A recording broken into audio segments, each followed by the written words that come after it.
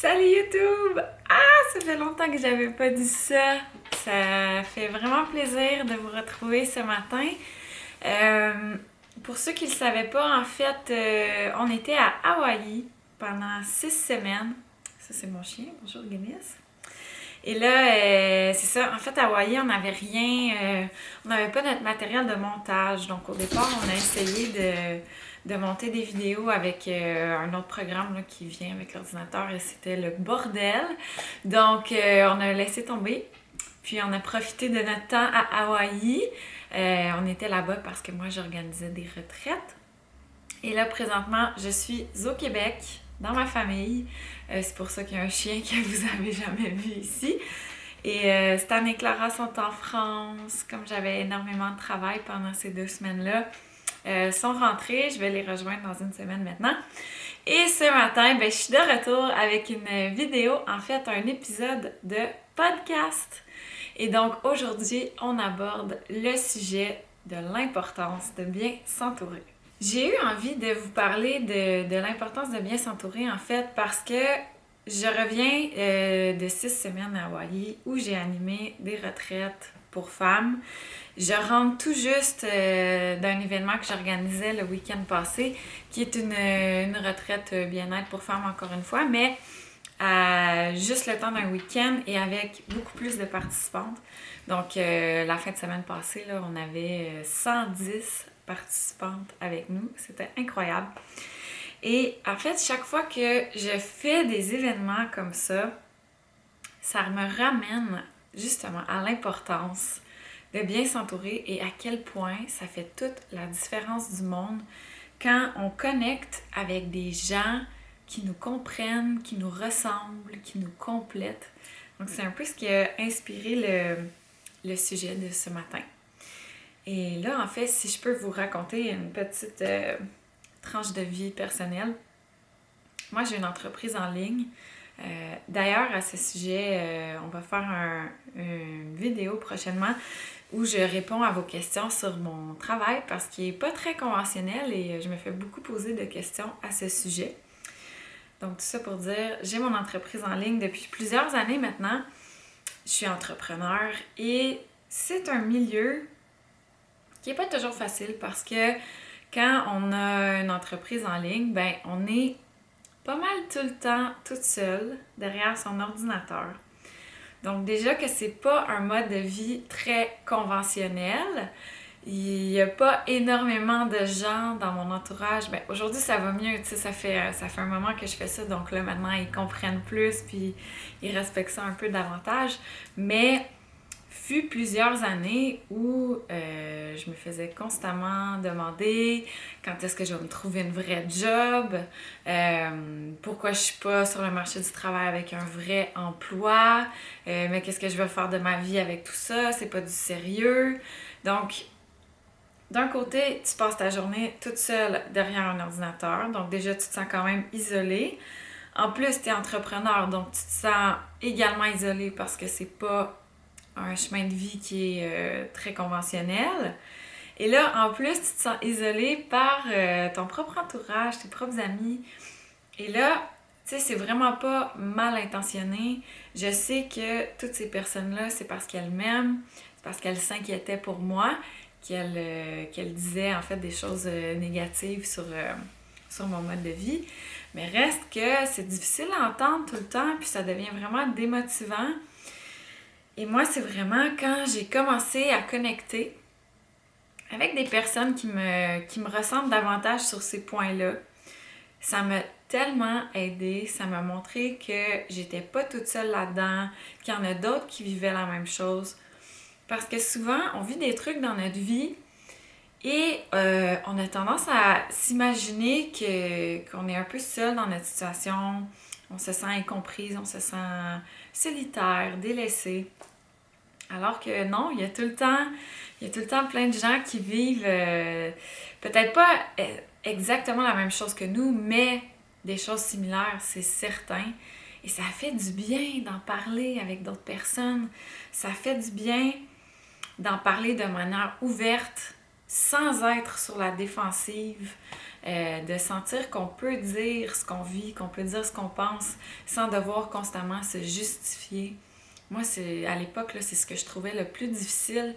Dès que je voulais parler de ma passion, donc là, c'est encore plus dur parce que t'es passionné par ce que tu fais, ça te motive, ça t'en manges, tu sais, t'en as jamais assez. Et chaque fois que tu veux en parler à d'autres personnes, t'as des réactions hyper négatives. Toi, tu te mets tout de suite sur la défensive. Il n'y a pas moyen que tu en parles de façon, tu sais, ouverte et comme tu as envie d'en parler. C'est lourd, ça devient difficile.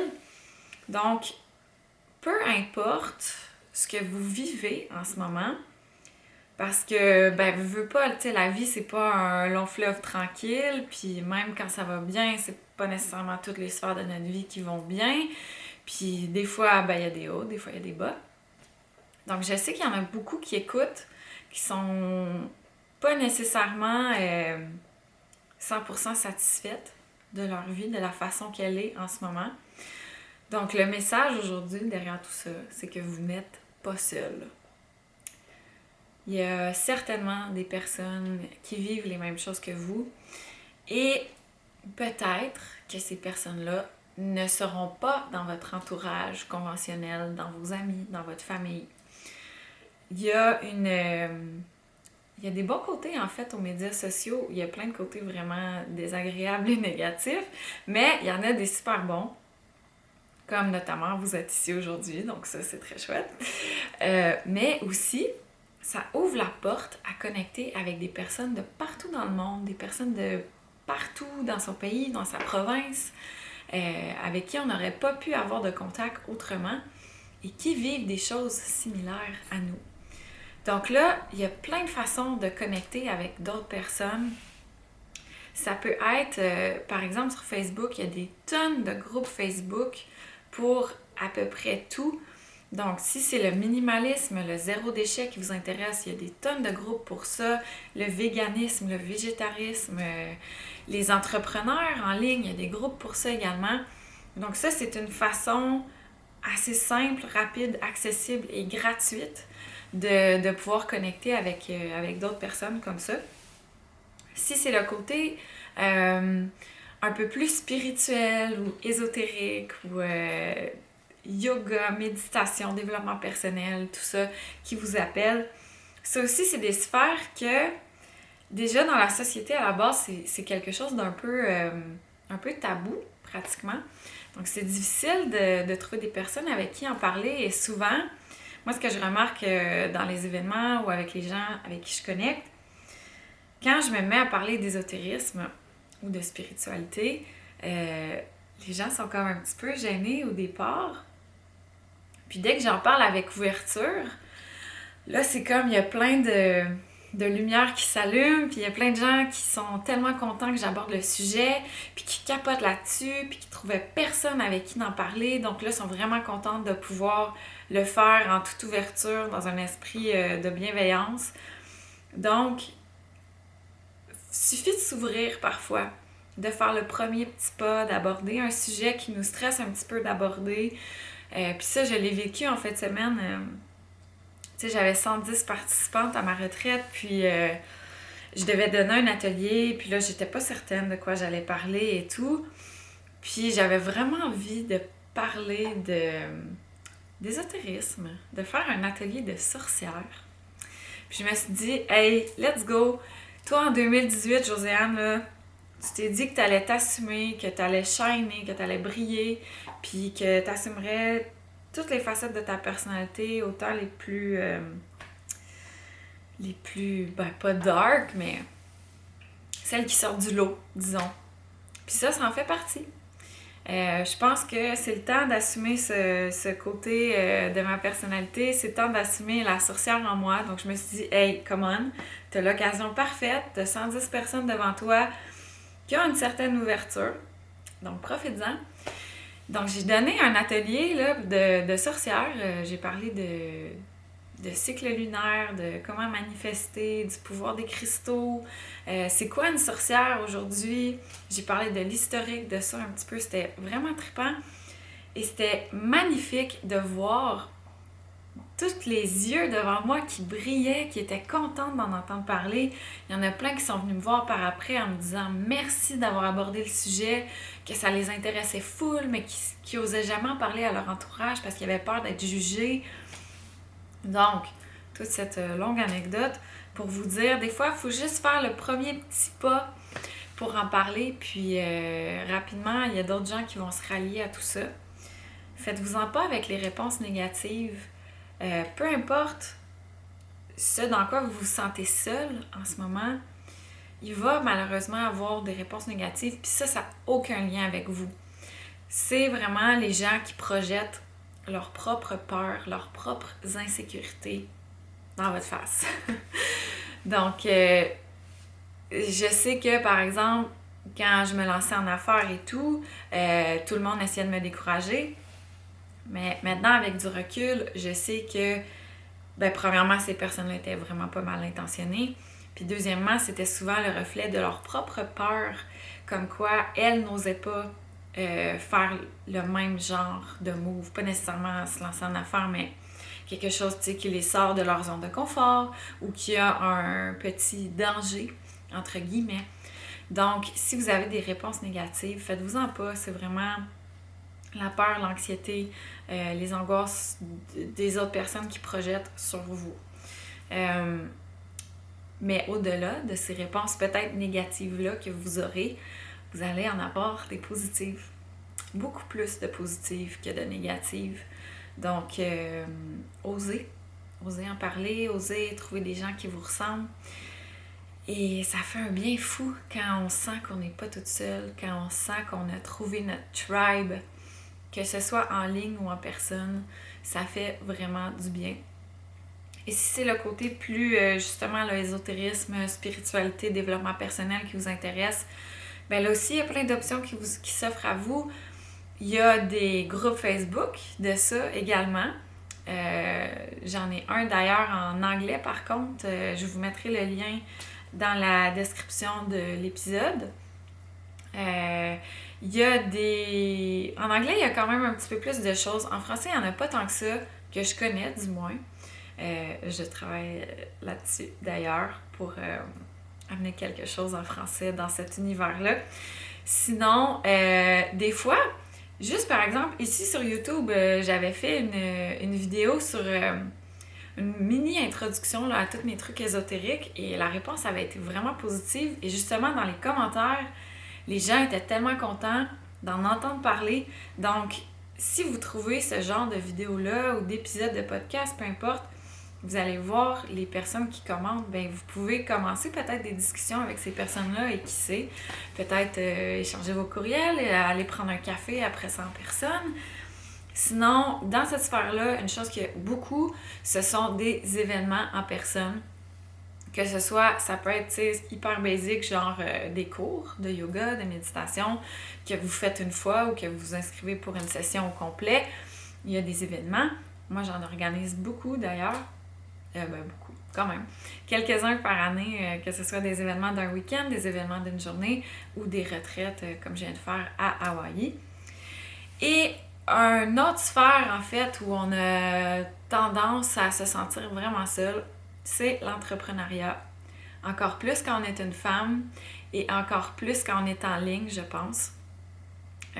Étant donné qu'on est seul derrière un ordinateur, il y a comme un niveau d'isolement déjà à la base, tu sais.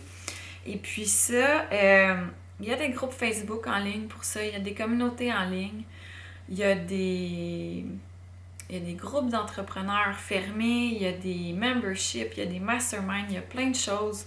Tu sais, tout dépendant où vous en êtes dans votre entreprise, il y a des options qui s'offrent à vous pour vous sortir de l'isolement, pour discuter avec des femmes allumées, pour échanger sur des problématiques que, tu sais, vos amis, votre famille ne peuvent pas nécessairement comprendre. Et là, j'en profite pour faire une petite plug. En fait, avec une amie femme d'affaires, Geneviève Gauvin, on a lancé un mastermind de groupe. Donc, un mastermind, c'est un accompagnement business en groupe et en privé qui s'étale sur une durée de 9 mois. Ben ça, en fait, c'est notre mastermind à nous, là. Il y a des différentes variantes possibles. Nous, c'est vraiment sur 9 mois, on choisit 12 femmes entrepreneurs. Et tous les mois, on a des rencontres virtuelles. Donc, en groupe, toute la gang et également, chaque participante a une rencontre privée avec nous deux par mois. On a un groupe Facebook où on échange. On a un événement en ligne, un événement en personne. Tout ça sur une durée de 9 mois. Donc, c'est vraiment pour amener, en fait, votre business au prochain niveau, pour vous aider à briser un peu le plafond de verre. Tu sais, parfois, quand on est en affaires depuis un an ou deux ou quelques années, puis ça va bien, mais on veut plus, on veut que ça aille encore mieux, on veut améliorer notre lifestyle, on veut travailler moins. Donc, on a créé un mastermind pour ça. En fait, parce que toutes les deux, on se tournait tout le temps vers le marché américain parce qu'il n'y avait pas grand-chose dans cette gamme-là qui s'offrait en français. Donc, on s'est dit, pourquoi pas le créer? Donc, si ça vous intéresse, toutes les informations sont au idamastermind.com. Donc, idamastermind.com. Je vais mettre les liens dans la description. Et si c'est pas un mastermind, ça peut être d'autres choses. Là, comme je disais, il y a des groupes Facebook là, gratuits. C'est plus tout dépendant de l'accompagnement que vous cherchez, de ce qui s'offre, de ce dont vous avez besoin en fait. Il y a plein d'options qui s'offrent à vous. Donc, c'est pas mal ça. En fait, le message aujourd'hui est simple. Vous n'êtes pas seul. Vous n'êtes jamais seul. Et n'hésitez pas à chercher des gens comme vous. Vous avez peut-être déjà entendu la citation en anglais « Your vibe attracts your tribe ». Donc, ce que vous projetez, votre énergie va attirer les gens qui vous ressemblent, les gens avec qui vous allez connecter. Donc, n'hésitez pas à trouver ce genre de personnes-là. Elles sont là, elles vous attendent. Et merci beaucoup d'avoir écouté. Si ça vous a plu, mettez un petit pouce en l'air. Si vous êtes sur YouTube, si vous écoutez le podcast en audio, n'hésitez pas à vous abonner, à mettre une note, à mettre des petites étoiles, à laisser des commentaires. Et tous les épisodes se retrouvent sur mon site web joseannesc.com, également disponible sur iTunes et quand c'est juste moi qui jase, également sur YouTube. Donc, merci beaucoup d'avoir été là. J'espère que ça vous a plu, inspiré, motivé et on se retrouve bientôt pour un prochain épisode.